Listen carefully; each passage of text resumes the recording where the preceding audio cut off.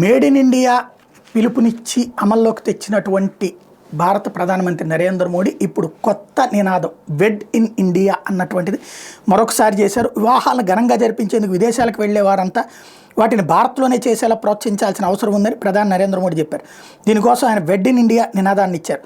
గుజరాత్లోని అమ్రేలీ నగరంలో నిర్మించే కోదల్ధామ్ ట్రస్ట్ క్యాన్సర్ ఆసుపత్రికి శంకుస్థాపన సందర్భంగా ఏర్పాటైన సమావేశాన్ని ఉద్దేశించి ఆదివారం ఆయన వర్చువల్గా ప్రసంగించారు. లెవా పాటీదార్ సామాజిక వర్గ సభ్యులను ఉద్దేశించి కూడా మాట్లాడారు.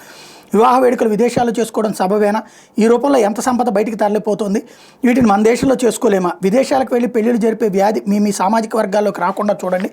మేడ్ ఇన్ ఇండియాలా వెడ్ in India, marry in India అనే పిలుపునిస్తున్నా వీలైనంత వరకు ముందుగా మన దేశంలో పర్యటించండి, దేశీయంగా పర్యాటకాన్ని ప్రోత్సహించండి అని ఆయన పిలుపునిచ్చారు.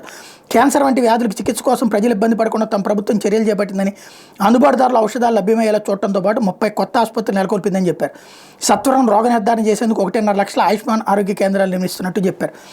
నీటి పొదుపు, డిజిటల్ లావాదేవీలను ప్రోత్సాహం, పరిశుభ్రత, భారత్లో తయారైన ఉత్పత్తులకు ఊతమివ్వడం, దేశీయ పర్యాటకాన్ని ప్రోత్సహించడం, ప్రకృతి సేద్యం, చిరుధాన్యాల వినియోగం, దేహదారుఢ్యంపై జాగ్రత్త వహించడం, మాదక ద్రవ్యాలకు దూరంగా ఉండటం, ఈ 9 అభ్యర్థనల సాకారం కృషి చేయాలని ప్రధాని పిలుపునిచ్చారు.